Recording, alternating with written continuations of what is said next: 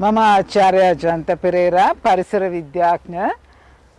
අත වශයෙන්ම මේ ලෝකේ දැනට තියෙන හැම රටකම විවස්ථාවන්හි පැහැදිලිව කියන දෙයක් තමයි පරිසරය අත්‍යවශ්‍යයි කියන එක. මොකද ඒකට හේතුව පරිසරය කියන දේ තුල තමයි මනුෂ්‍යයත් සතා සිව්පාවත් ජීවත් වෙන්නේ. එතකොට මනුෂ්‍යයාගේ මනසේ හැමතිස්සෙම හිතන දෙයක් තමා බලවත් කියලා මේ ගහකොළ ඒ වගේම අනිකුත් සතුන්ට වඩා. නමුත් එතනම තමා අපේ වැරද්ද තියෙන්නේ. මොකද ඒකට හේතුව මනුෂ්‍යයාට ජීවත් වෙන්න නම් අනිවාර්යයෙන්ම තමා වටපිටාවේ තියෙන ශාක ටිකත් ඒ වගේම සතුනුත් රැකගන්න අත්‍යවශ්‍ය වෙනවා. මේ නිසා තමයි ශ්‍රී ලංකා දේශයේ ව්‍යවස්ථාවේ පැහැදිලිව කියනවා පවතින රාජ්‍ය විසින් ස්වභාවික සම්පත් ආරක්ෂා කරගත යුතුයි කියන එක. එතකොට රජයට පැවරිලා තියෙනවා වගකීමක් ස්වභාව සම්පත් ආරක්ෂා කර ගැනීම.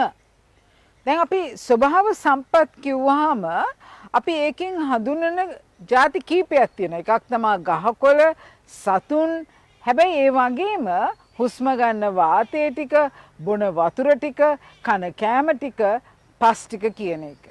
දැන් මේ දේ හරියට තේරුම් ගත්තොත් විතරමයි රටක් ඉදිරියට යන්න පුළුවන්කම ලැබෙන්නේ. අපි ලෝකයේ දියුණුවයි කියලා කියන රටවල් දිහා බැලුවොත් එහෙම ඒ හැම රටකම කියනවා තිරසාර සංවර්ධනයකට යා යුතුයි කියලා. දැන් මේ තිරසාර කියන වචනේ තේරුම නැත්නම් sustainable development කියන වචනේ තේරුම තමයි පරිසරය ආරක්ෂා කරමින් තමයි මනුෂ්‍ය ඉදිරියට යන්න ඕන. දැන් මේකෙන් කියන්නේ නැහැ අපි මිල මුදල් හම්බ කරන්නේ නැහැ, කෑම බීම හදාගන්නේ නැහැ කියලා. ඒක නෙමෙයි මේ කියන්නේ. අපි පරිසරය ගහකොළ ආරක්ෂා කරගන්න ගමන්, සතුන් ආරක්ෂා කරගන්න ගමන්, වතුර ටික ආරක්ෂා කරගන්න ගමන්, වාතය ටික ආරක්ෂා කරගන්න ගමන්, පස ආරක්ෂා කරගන්න ගමන් තමයි ඉදිරියට යන්න ඕනේ.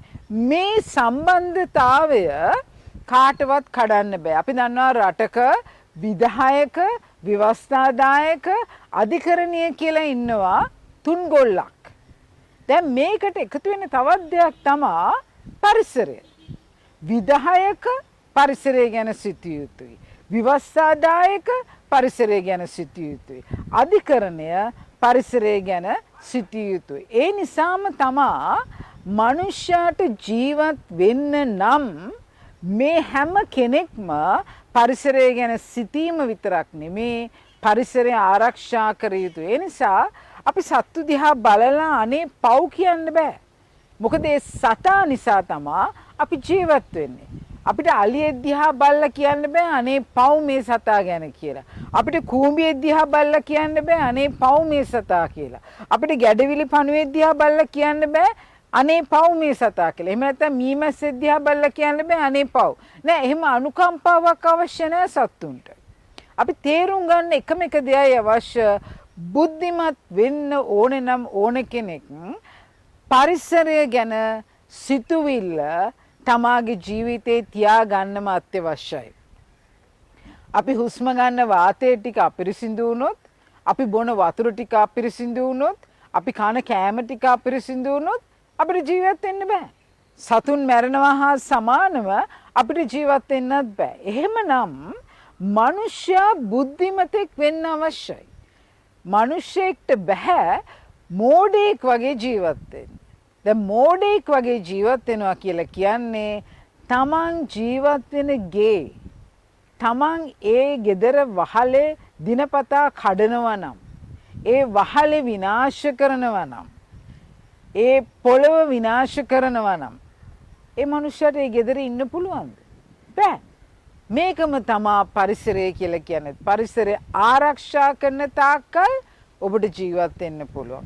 පරිසරය ආරක්ෂා කරන තාක්කල් රටකට ඉදිරියට යන්න පුළුවන්. ඒ නිසා බුද්ධිමත් මිනිසුන් බිහි වෙන රටක් කරන්න නම් ශ්‍රී ලංකා දේශය පරිසරය ආරක්ෂා කළ යුතුයි.